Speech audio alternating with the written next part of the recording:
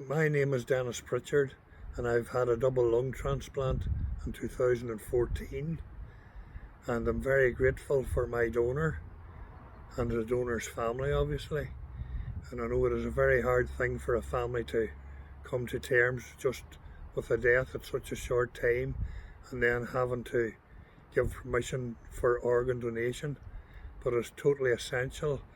And there's so many people out there waiting at the present time for organs at the minute, and I think there's around 300 people in Northern Ireland now at the minute waiting on organ donation. And it's so important for people to really donate and get signed up and let their families know their intentions.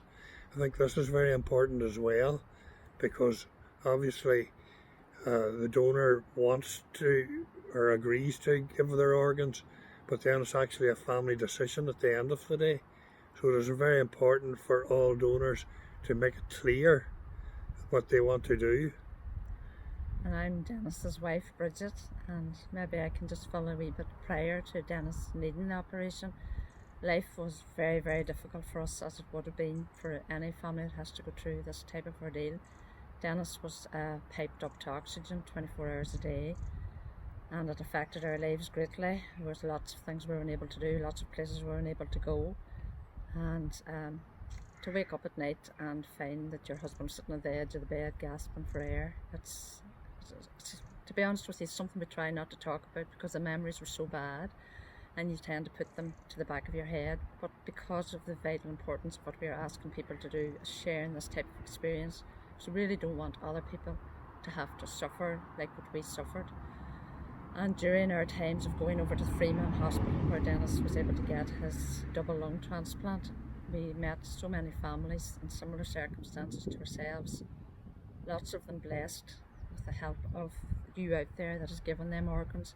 But we also met so many people that didn't get that chance, that we watched, sadly, they lost their lives. And it's been very difficult, very, very difficult to go through that. And it's just to reiterate what Denis has said, it's so important to have that conversation. Don't leave it to tomorrow, don't leave it until someone else is to lose their lives, because I cannot stress the need for you to help, the help you give us, but also so there's so many children, adults and people out there that desperately need you to have this conversation.